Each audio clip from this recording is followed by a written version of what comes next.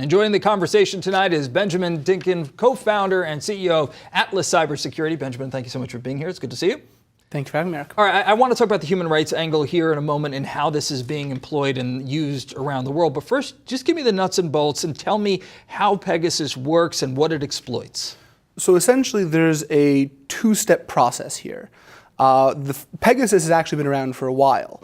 What was disclosed in the last few hours or days has been the exploit used to deliver the malware. Okay. So essentially, NSO was able to develop a tool when they would call a phone to inject Pegasus without any user interaction. So you don't have to answer the phone? Not at all.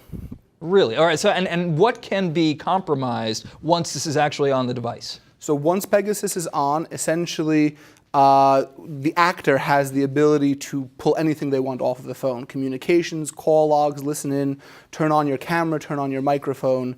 Really, anything that you'd like to do, they have the ability to access. All right, so Facebook and WhatsApp both say that they've actually fixed the vulnerability, but how great of a cybersecurity risk is this, is spyware of this nature for other companies, for people around the world, basically, outside of WhatsApp? So it's a great issue, and it's something that we struggle with all the time in the security community. It's constantly a game of cat and mouse between threat actors developing exploits and software companies patching them and fixing it. So essentially, we're always in a race against criminals and hacking groups to prevent such attacks.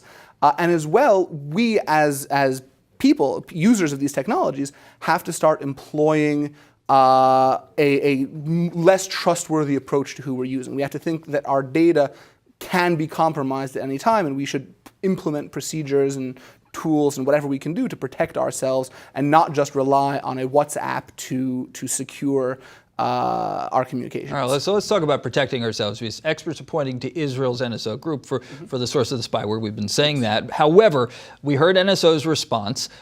Is it an appropriate response, and is it a believable response? It's a hard one. There are nation states around the world that view dissidents and view critics as hostile to the state. And we have to balance that interest of being able to get into these devices in the cases of legitimate terrorism and things like that against the interest of protecting the privacy of the average citizen, particularly people that are going to be targeted by these regimes. We heard Amnesty International's comments. They said that they filed a petition demanding Israel withdraw NSO's export license. Do you think that should happen?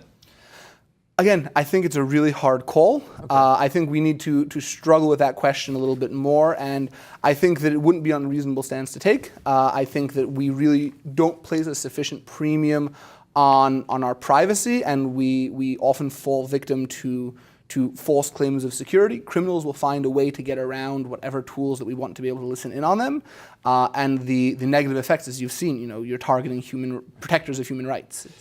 But with this being billed as a law enforcement tool, something that's supposed to be used by authorities to help prevent bad actors, is this something that you would expect that the U.S. government to get involved into now and investigation, perhaps? So you may recall the San Bernardino shooting. Sure. We couldn't get into that iPhone, and we had to employ third-party contractors, and they were able to break in using a very similar set of software and very similar set of tools. And I think in that case, we may say, hey, that's a justifiable use. But I do think that it requires a tremendous restraint and a very high standard, and I don't think that's true necessarily around the world. All right, Benjamin Dynkin, thank you so much for being here. It's great to see you. Thank you for having me.